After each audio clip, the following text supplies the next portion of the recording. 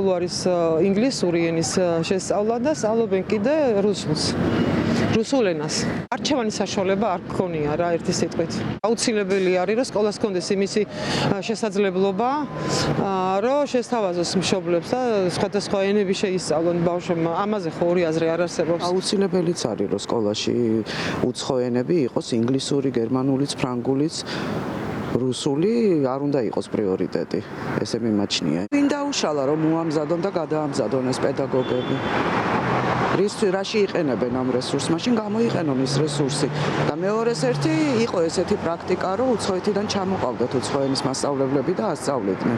რას ნიშნავს მარტო რუსული სპეციალისტები არიან? ხო გვაქვს მარტო შემდეგი წლიდან უკვე მარტო რუსული და უკვე გერმანულსაც აღარ ისწავლით. არანაირ არ ჭირდება რუსულთან, მინდა რომ სხვა ენები ისწავლოს. რუსულს სწავლობს მე მგონი უფროსი შვილი, თუმცა ჯერ არ აქვს არჩეული. მე ფრანგულს სწავლობ სკოლაში. ინგლისურთან ერთად რა თქმა უნდა. იცი რამდენი ენაც არ უნდა იცოდე, ყველა კარგია, ყველა გეხმარება ადამიანს რომ დაგჭირდეს. კი, გაბრაზებული ვართ ახლა რუსებზე, მაგრამ რო შეგხვდება, ხო უნდა უპასუხო.